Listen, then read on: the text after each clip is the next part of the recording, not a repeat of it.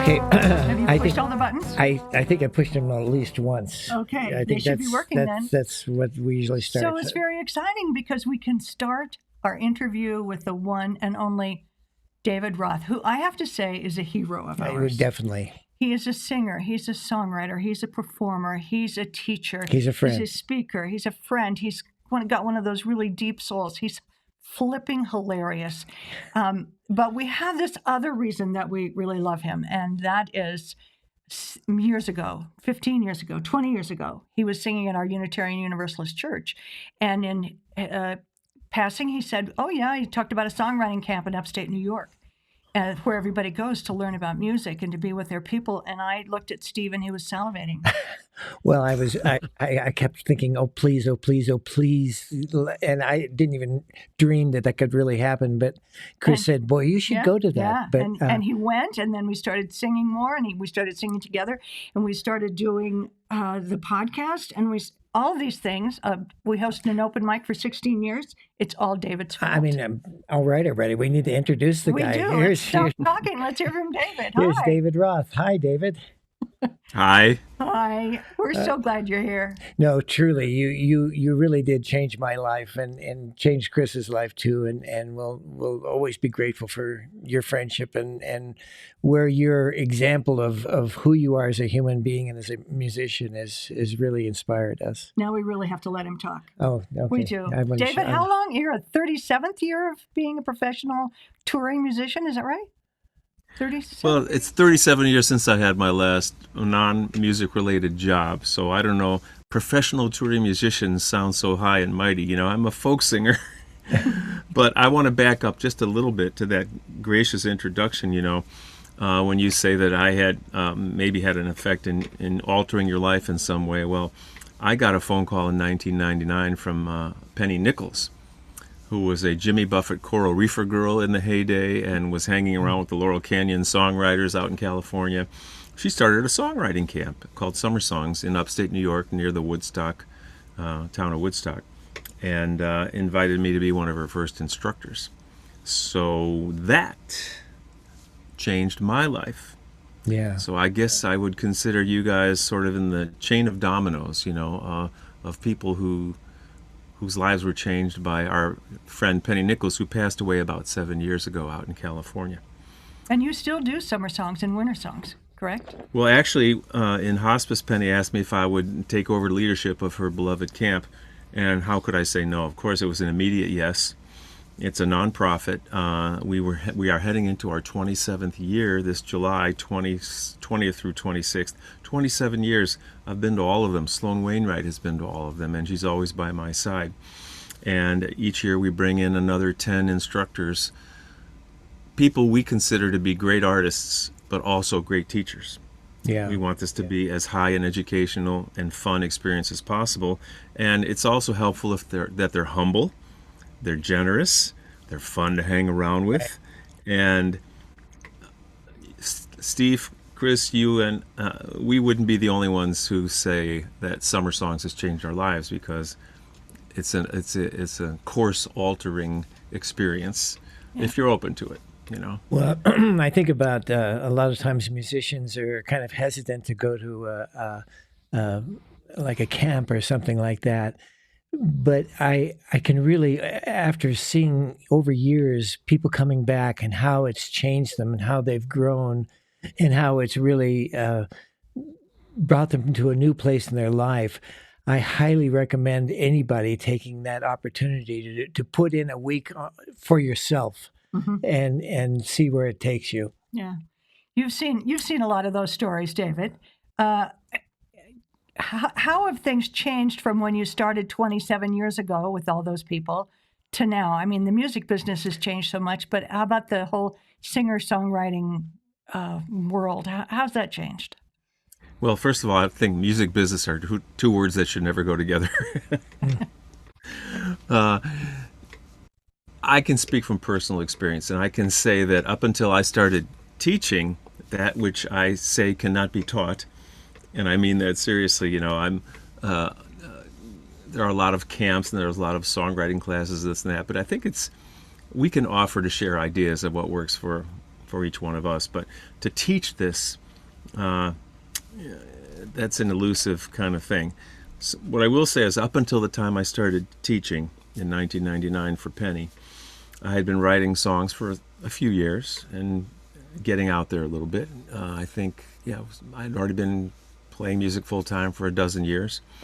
And I was writing in some cases, these long, rambling narratives, songs without verses, songs with no sections that repeated themselves, songs with no choruses, and just writing about stuff. And it was working okay. People were interested enough to help keep me going and eke a living out of it. When I started teaching songwriting, I found it useful. And there's another program I'll hope to remember to mention, the Songs of Love, see if we have enough time. When I started teaching songwriting, I found it was useful to introduce a structure of sorts, a template, if you would, of verse, verse, chorus, bridge, verse, chorus, something along those lines. The parts can change a little bit. And when I started teaching this, it crept into my songwriting. So I will say that my writing took a turn.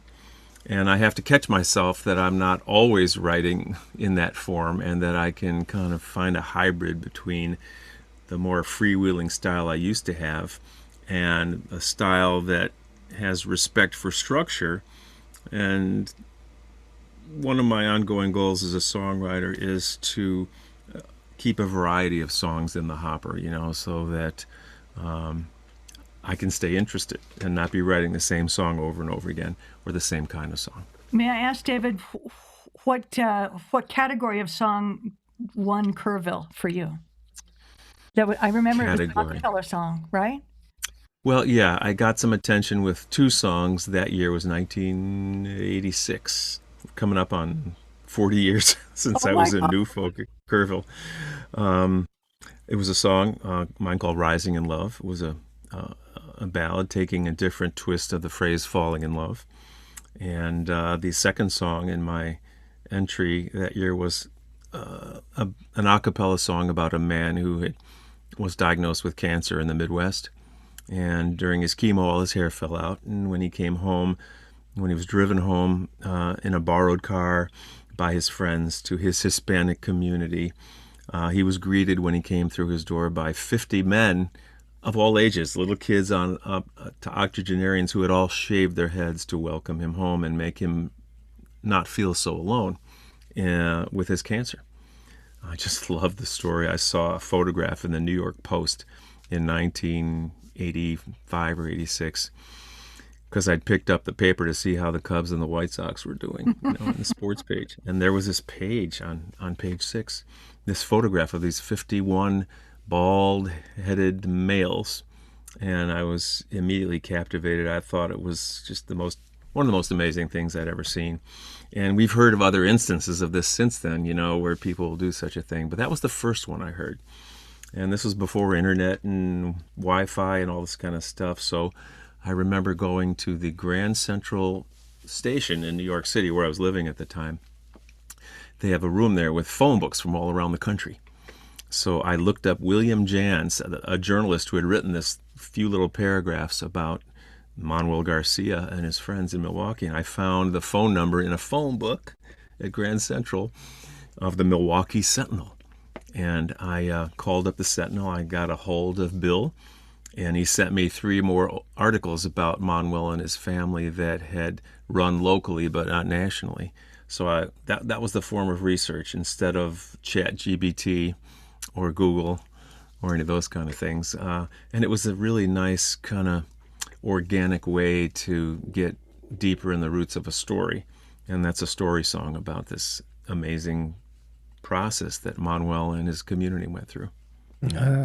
So if you always found yourself, it seems like so many of your songs are grounded in these stories about humanity and people rising to new levels of action. But it seems like that's what inspires you, and as I hear that in a lot of your songs. And would you say that's true? Yeah, and if I really thought about it, I would say that back in the 80s when I was walking around New York City, I remember playing at a conference for 600 psychotherapists. Okay, then. This was in the 90s, actually, and the presenter hired me because he wanted me to sing that song, Rising in Love, to 600 psychotherapists at the first plenary session of the first morning of the conference. He wanted them to get the idea that this was going to be a way of changing paradigms and having a different perspective on things, like rising instead of falling, for example. So I played this song. Tremendous response from this audience. And at the mid-morning bagel break, that's what they have on the East Coast, a bagel break, a woman came up to me and she said, "Mr. Roth." I said, "Call me David." She said, "That song you just sang, Rising in Love, did you write that?" And I said, "I did." And she paused and she said, "Well, that's all very well and good, but the world really isn't like that." Oh, And inside I'm going, "Oh, really?" But she wanted to have her say, so I kept my mouth shut. 2 ears, 1 mouth. I want to listen twice as much as I talk. She said, "I'm a therapist, and I've got some clients with serious traumas, and all respect to people going through their stuff." And she said, "Are you playing more songs this weekend?" "Well, I hope the rest of your songs don't reflect such a mindlessly optimistic point of view." oh, David. I never forgot. So we had a longer conversation, but she turned around and walked away.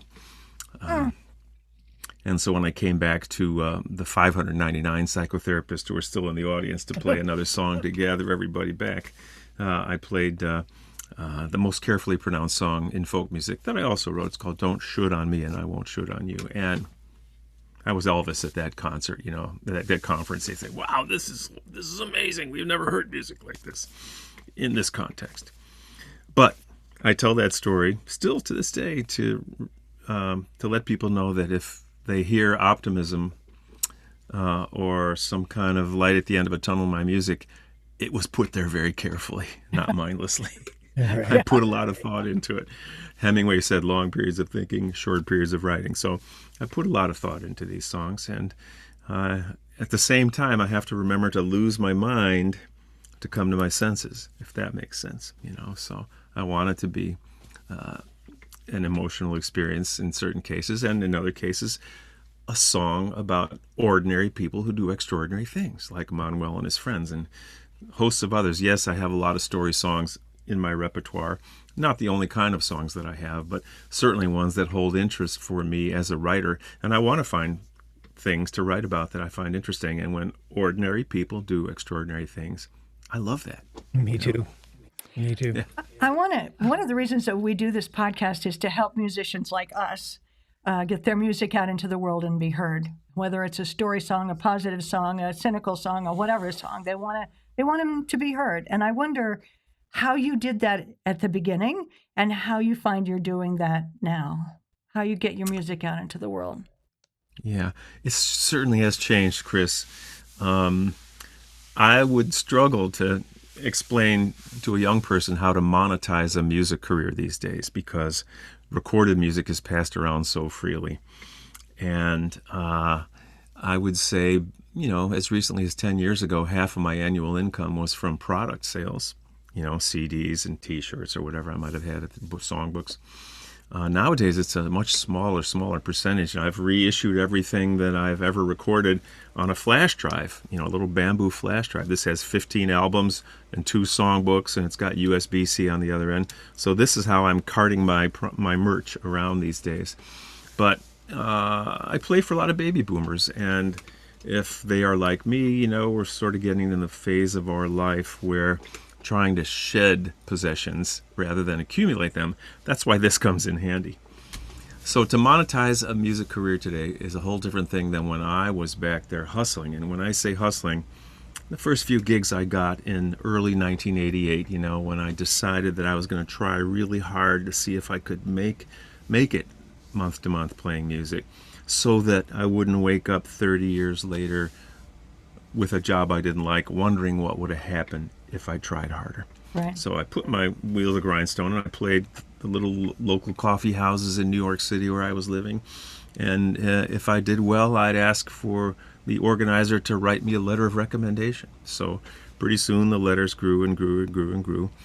and I entered the songwriting contest in Texas. That was not the big break. It was a spoke in the wheel for sure, because I was doing a lot of other stuff too. But it was certainly good to get recognition in Texas, for suburban Jewish folk singer from Chicago living in New York City. And then other things fell into place, and it was as much interpersonal relationships and contacts as anything else. I never had a big agent or a big record company. I used to do a workshop called No Record Label, No Agent, No Problem. Because folk music, in my experience, is a genre that is built on personal friendships and relationships. And most of the people I play for these days, year in and year out, have become friends, acquaintances, friends. And it's not like a nightclub trying to fill in a date and see how many people they can pack the seats with. It's a community of sorts where we take value in gathering together. And if my music happens to be featured on any given night within a community and brings people closer together, that works for me. That's a win-win for me, and hopefully for them too. Do you? I'm sure you're still. You need to get your music out somehow to those people, those friends and those people that you know. Are you using social media? Are you using the internet in any way to reach out to those people? Well, I would turn around and say, who isn't? And I mean, most baby boomers are still the ones who use Facebook. So I use Facebook, but I don't think I'm reaching a wide range of ages there. But maybe my music is more for my demographic. Of course it is. Yes, social media, internet. I've kept an email list for years, and when I book my tours, I've got one this Friday. I'm heading down to Florida for my 20-something annual January trip to Florida. And when you live on Cape Cod, going to Florida in January is not a bad idea. I've been going there for 20 plus years, minus a couple for the pandemic. And how I book those tours is I've been collecting emails for years, since, or at least for more than 10 years. And I have this big, gigantic email list, and I write to my people in Florida. They're sorted by state. And I say, hey, I'm coming down to Florida. I'm doing this, and such a day. These are kind of annual invitations now. And I'm looking to fill in these days. So then the people on my email list become my secret agents, if you would, And I said, of a place, that's between here and there. And I hope that it makes geographical sense to put a few things together. And invariably, I end up with 14 appearances in 12 days. I do Sunday mornings at Unitarian churches, Unity churches, Center for Spiritual Livings, United Church of Christ, lots of denominations. I do a thing called a sermon and song, which is like a little miniature folk concert, perhaps a little more themed. I'm doing one for Dr. Martin Luther King Jr. this Sunday at a Unitarian church in Jacksonville. It's called We Have a Dream. And it's songs that I've written that were inspired by Dr. King, quotes by Dr. King, and a few light touches. And of course, I always put Abraham, Martin, and John in there, that great song from our youth. Yeah. And other Sunday morning topics include living in harmony, easier sung than done. That's one title. Or can one person make a difference in this world? Or one world, many concerns. So that gives me a little bit of a broad brushstroke, but I'll do, 6 to 8 songs on a Sunday morning in the context of an order of service. And, spiritual communities find that of value and meaningful and different and engaging and in line with, what they're trying to put out in the world too. So it's a win-win. And do people come up to you at these different conferences, speaking engagements, performances, and ask your advice about, I want to do this. Will you listen to my song? What should I do, David? Oh, wise one who's done this for more than 30 years. And what do you say? I say I have 3 songwriting retreats every year that I run. 2 of them are on Cape Cod in the wintertime, so that means you really have to want to do this to come to Massachusetts in winter. Just finished one this past week. and I've got another one in March, the Cape Cod Songwriters Retreats. And we get together and we bat these ideas around. But the first thing I would say to that, Chris, is someone comes up to me and says, how do I get my music more out into the world? I say, well, why don't you send me an email in about a week, and I'd like you to ask me a specific question. Not how do I get my music out into the world. Be more specific. So what I'm inviting anyone to do is to do a little self-inquiry to get more specific, because one can get overwhelmed in the big picture of everything, and where do I even start? So maybe that person will come back with saying, well, I have this song, about hospice. I say, there you go. Are there any hospice organizations in your local area? And they say, well, yeah, there's one. Well, maybe you could contact them and give them a recording of your song, or maybe you could go play for some people who are in hospice. And, we're not looking at the bottom line here. We're looking at the upper crust of the best possible outcome for the greater good of all here. And I think the rest will fall in place. I think my mom, who was a professional big band singer, used to say this: do what you love and the rest will follow. And she was a beautiful, beautiful singer. So that's what I would invite people to do. How do I do this? Let's have a conversation, but do a little homework before we have that conversation, and ask yourself, what is it you're trying to do exactly? It's more specifically. Does that make sense? It makes wonderful sense, and was exactly what I was hoping you would say. But I'm also thinking those, you touched on it earlier, the contacts that you make at a songwriters retreat like yours, or just if you find yourself in the community of people who like this kind of music, that's a great place to start building your network of friends and people that can help you and be advisors and mirrors about what you're doing. And you know what else, Steve? What has really changed since I started out is that so many more people are doing music. It's not the musicians and the audience, like you see at the old footage of Dylan concerts or Philadelphia Folk Festival, or these places where it was the performers and it was the audience. Everybody has the tools to make music, and many of them are, So we're seeing all kinds of music camps. We're seeing all kinds of open mics, which I love to the core of my being. We're seeing everybody playing everywhere. So that, by volume alone, makes it more challenging to differentiate and to find what it is that's unique within yourself as an artist and a songwriter that would differentiate you from other people and not make you just like, among the hundreds or thousands of people doing this. So many people are making music, and I think that's a good thing, because I think a life without music, or a life without pets, there are some holes that can be plugged by adding beautiful things like that to your life. And it doesn't have to be for making money. It just has to be for the pleasure of it. My wife, Tricia, grew up in a family here 6 miles away from where we're now living on Cape Cod, where every night after dinner they would gather around the funky old upright piano in the living room, and someone would be on the piano, Tricia's mom would be on the violin playing Glory Hallelujah, someone would be playing spoons. They would play music after dinner. And when Tricia was a little girl and went over to other people's houses, and the table conversation was really quiet, she's going, why is everybody so quiet? Well, when we get to the music after dinner, then everything will be okay. And then they went into the living room and watched TV, and she couldn't believe that everybody didn't play music. So I think having music in the house and a little critter to love, those are things that make me feel like life is a richer experience, and that will add to my artistic expression in some way. And the richer experience needs to be from the satisfaction of the singing and the sharing, it seems to me, because it's not going to be becoming Taylor Swift. I mean, it's not going to happen. Well, are you sure about that? Well, it would be, no, it wouldn't even be nice. I won't even joke. Well, the thing about when it comes down to it, people ask me why I do this.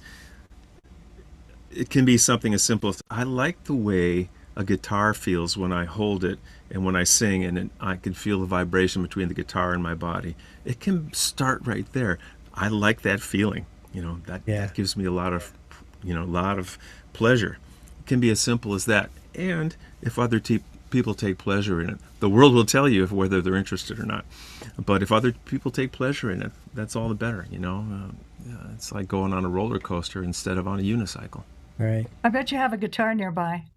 You want to feel do. that feeling? I'd like to We hear would it. love to Yeah. hear it too. You know, this is a beautiful old Martin classical guitar that someone gifted me. It had been sitting in an attic for decades, and it was in great state of disrepair. Well, I had a local luthier guy kind of put it back together, and now I just love it. I've been playing steel string acoustic guitars forever, but now I've got this beautiful nylon string guitar. And I'll just give you a little snippet of a song here or two, here or there, because I'm enjoying the conversation. So we'll just see where this takes us.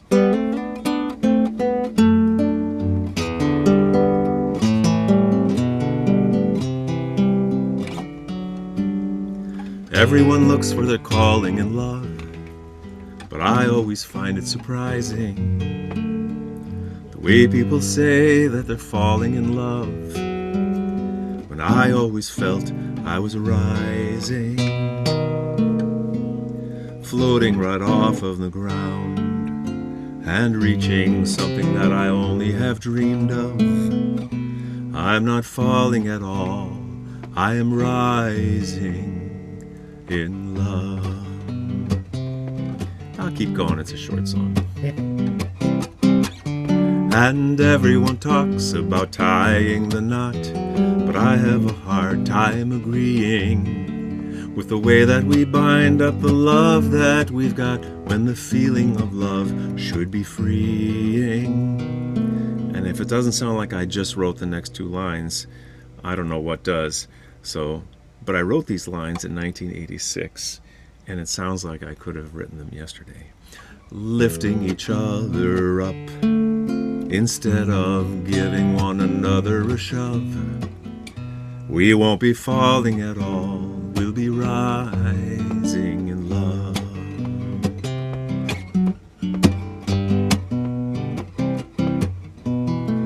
How do you let love grow? You've got to give it a chance when you found it. A bird in your hand will stay until you start to close your fingers around it. Love is a river whose waters we test, and a measure of where we are going. But you never can step in the same river twice, for that water is constantly flowing. But the deeper the river and the greater the trust, the more that we're rising above. We won't be falling at all, we'll be rising in love. I am not falling at all, I am rising. I'm not falling at all, I am rising. I am not falling at all, I am rising in love. I am rising in love. I'm rising in love. I am rising in love.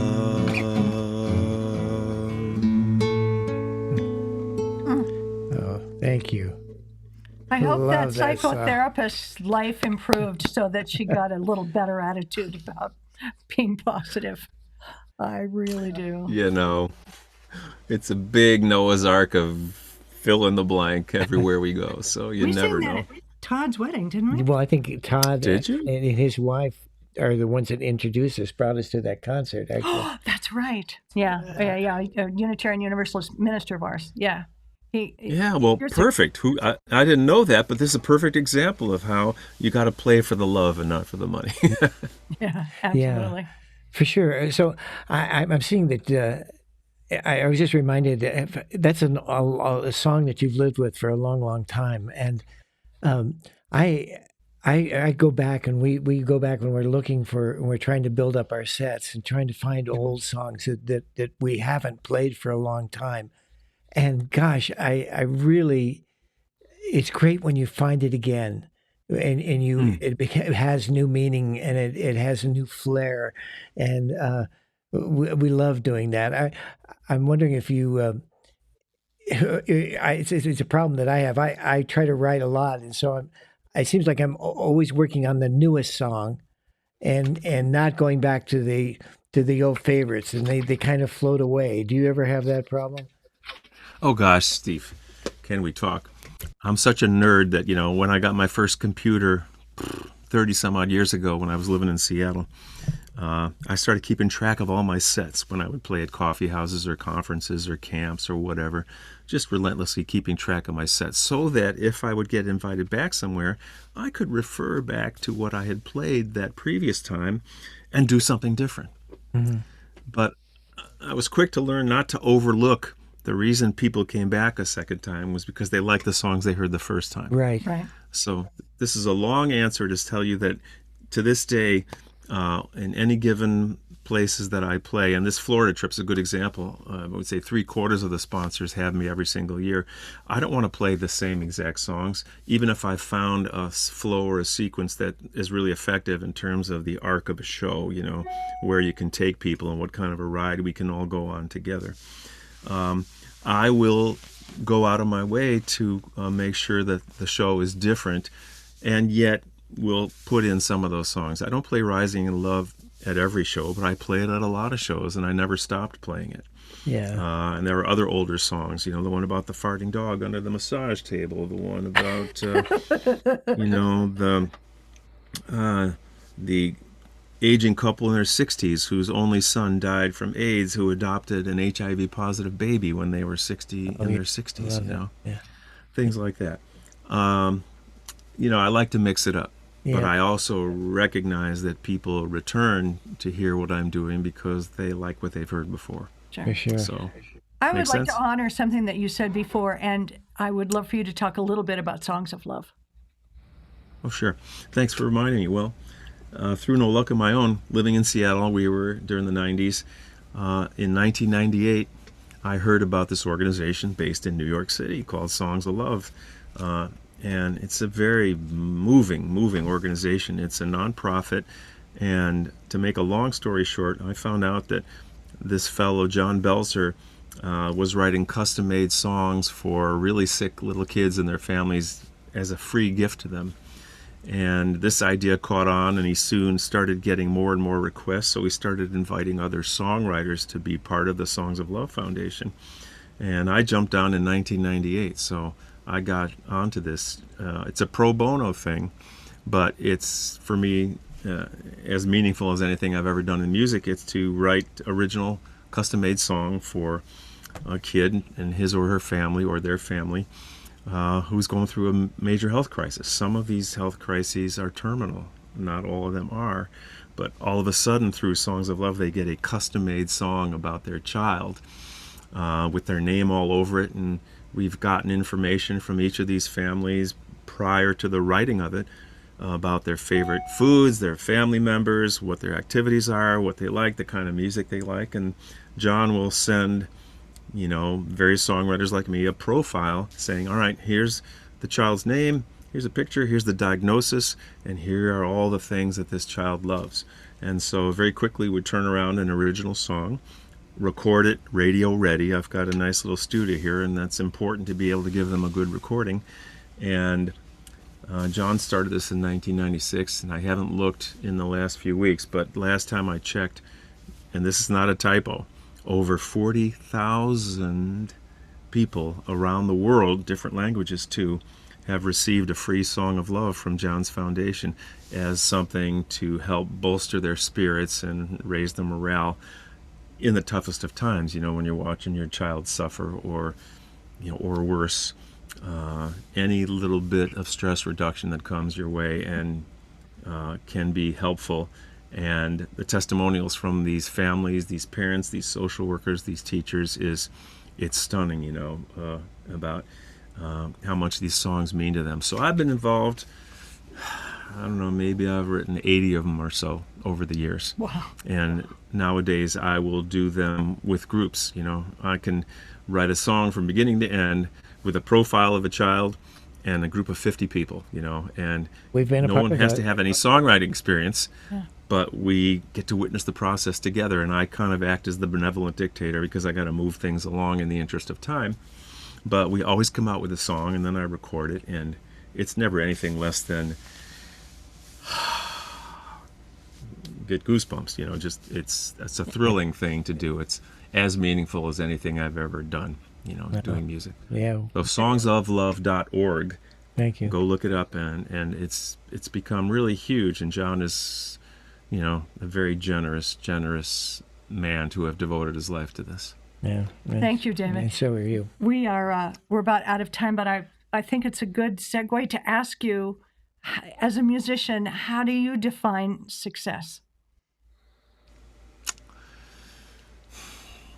I feel like I've been really successful